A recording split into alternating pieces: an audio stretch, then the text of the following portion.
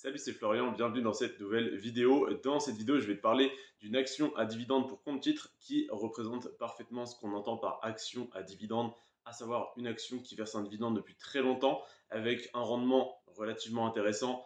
On n'a pas des rendements à deux chiffres sur mon portefeuille, hein, on est sur des actions relativement safe et long terme, mais là on a un dividende qui est versé depuis très longtemps, qui n'a pas diminué depuis assez longtemps également, qui est en constante augmentation et qui a un rendement qui est plutôt correct. En plus de ça, l'action est en croissance. L'action n'est pas trop surévaluée, on va dire, ça reste correct.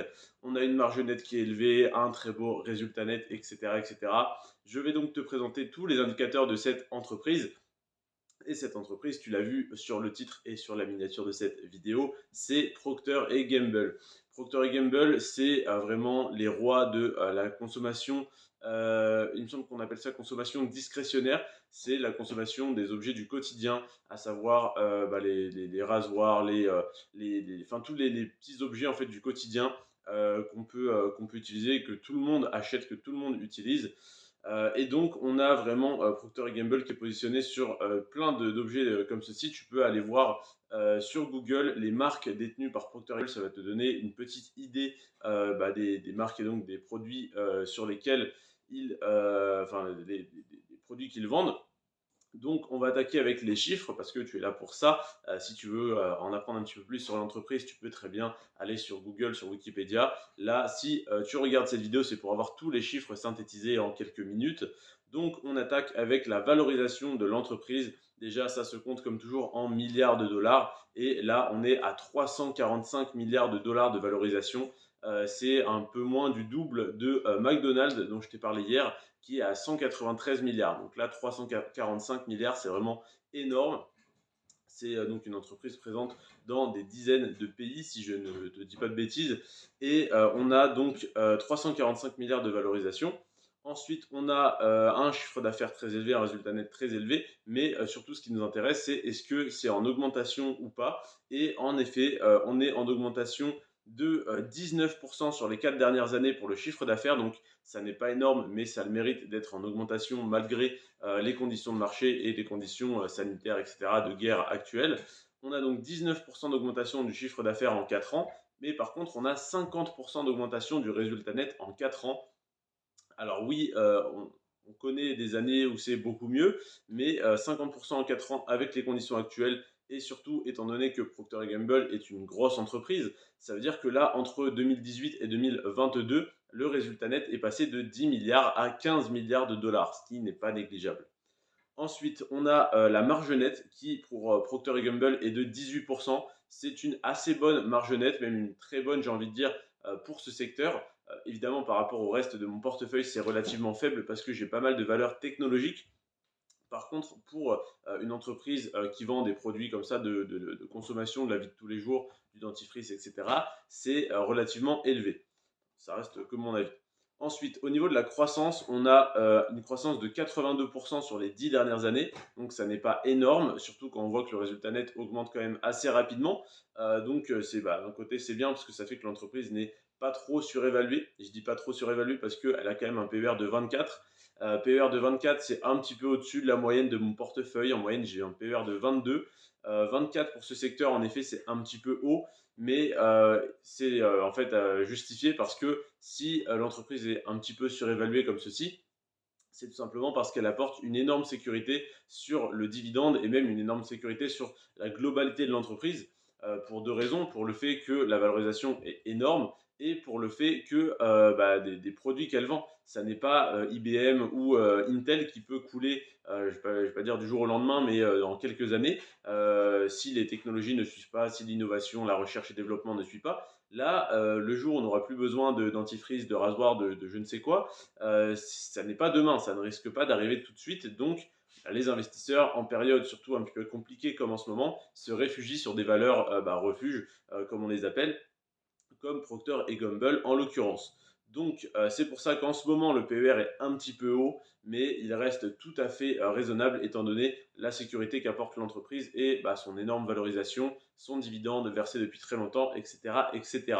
Donc oui, 82% de croissance sur 10 ans, ça n'est pas énorme. On a de bien plus belles perspectives sur d'autres entreprises. Par contre, quand on voit le dividende à côté qui est vraiment stable, c'est une action à dividende à 100% qui est faite pour te constituer un portefeuille qui te reverse des dividendes tous les ans. Donc, pour être rentier, c'est vraiment très intéressant, même si il est intéressant évidemment de coupler ça avec des actions qui ont un plus gros potentiel, qui sont un petit peu plus risquées, mais c'est une très bonne action de fonds de portefeuille. Donc, un PER de 24, 82% de croissance sur 10 ans. Ensuite, on a quatre indicateurs qui parlent du dividende. Et ces quatre indicateurs, c'est donc pour commencer les années de dividende, les années de versement du dividende sans interruption. Et donc, ça fait 43 ans que le dividende est versé sans interruption chez Procter et Gamble, ce qui est une excellente nouvelle, hein, je ne t'apprends rien. Et ça fait 19 ans qu'il n'a pas diminué. Donc oui, malheureusement, ça fait donc 43 ans qu'il est versé, mais il y a 20 ans, il a diminué, donc ça ne fait que 19 ans qu'il n'a pas diminué. Mais en attendant, bon, bah, ça fait quand même 20 ans, et même une entreprise qui verserait son dividende depuis seulement 20 ans et qui ne l'aurait pas diminué depuis 19 ans, donc ça ne me dérangerait pas. Donc là, ça n'est pas un problème. Voilà, l'entreprise a connu une crise il y a une vingtaine d'années, donc en 2002. Il n'y a pas de souci à ce niveau-là. Enfin, je ne sais même pas si l'entreprise a connu une crise ou si simplement la crise technologique a pu faire peur à certaines entreprises comme celle-ci en du coup en leur faisant diminuer leurs dividendes. Mais en tout cas, il n'y a pas de réelle raison à ce qui se passe là enfin, ce qui s'est, comment dire, il n'y a pas de réelle raison de s'inquiéter par rapport à ce qui s'est passé il y a 20 ans. On a un dividende qui augmente en moyenne de 4% par an sur cette entreprise. Donc, ça n'est pas énorme, mais en moyenne, sur le long terme, ça bat l'inflation. En ce moment, l'inflation est très haute, mais globalement, ça, voilà, ça contre l'inflation. Si jamais dans ton portefeuille, tu as ce type de valeur et que tu es rentier, tu ne vas pas perdre du pouvoir d'achat sur le long terme. En tout cas, si elle continue d'évoluer comme ceci. Et au niveau du rendement du dividende, on a un rendement actuellement à 2,6%, ce qui n'est pas mauvais non plus. Ça n'est pas très élevé, hein. Certains vont chercher que des actions à dividende qui reversent du 4, 5, 6%. Là, on est à 2,6%. Oui, ça peut paraître relativement bas, mais personnellement, quand j'ai une entreprise aussi stable avec aussi peu de stress que ça induit, hein, parce que détenir Tesla, par exemple, bah, ça donne envie d'aller voir le cours tous les jours ou toutes les semaines pour voir si c'est à la hausse, c'est à la baisse ou pas. Par contre, détenir Procter Gamble, eh bien, tu ne regardes pas pendant 3 ans, 5 ans, ça ne pose aucun souci parce que tu sais que ça ne va pas connaître de mouvements très brusques. Donc, si tu détiens Procter Gamble depuis 10 ans, tu as eu 82% de croissance sur ton portefeuille et un rendement du coup à 2,6% il y a 10 ans, qui a augmenté tous les ans de 4%. Donc un rendement moyen, on va dire, sur les 10 ans, sur ton dividende à 3,5%. Donc on va dire un petit, allez, 30% pour être gentil de rendement au total sur les 10 années, plus 82% de croissance. Donc tu as un petit peu plus que doublé ton capital avec voilà, cette action sur 10 ans. Donc ça n'est pas énorme, je suis d'accord avec toi, mais c'est pour ça que je dis c'est une très bonne action de fonds de portefeuille. Ça t'apporte des revenus stables réguliers et à côté, tu peux avoir des actions un petit peu plus risquées et potentiellement plus rentables ou potentiellement qui peuvent couler. Mais en tout cas, voilà, d'avoir des grosses entreprises aussi safe avec une légère croissance relativement stable, relativement constante, un dividende versé depuis 43 ans qui n'a pas diminué depuis 19 ans, une légère croissance du dividende et un rendement assez faible mais qui reste correct. On n'est pas sur du Nike par exemple qui verse 1% de rendement. On a quoi? On a Mastercard qui verse 0,6% de rendement sur le dividende. Là, c'est vraiment dérisoire. Là, on est à 2,6. Là, voilà, on commence à parler un petit peu. Et puis, si on a 4% d'augmentation par an sur ces 2,6%, eh bien, dans 10, 15, 20 ans, ça fait quand même un très bon rendement.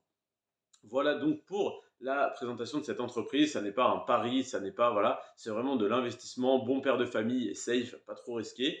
Si tu souhaites avoir tous les chiffres sous les yeux, n'hésite pas à aller voir dans la description de cette vidéo, je t'ai mis un lien pour commander cette petite liste sur Amazon. Tu as la liste de mes 40 actions à dividendes pour compte titre avec tous les indicateurs. D'ailleurs, ce n'est pas une liste, c'est un tableau.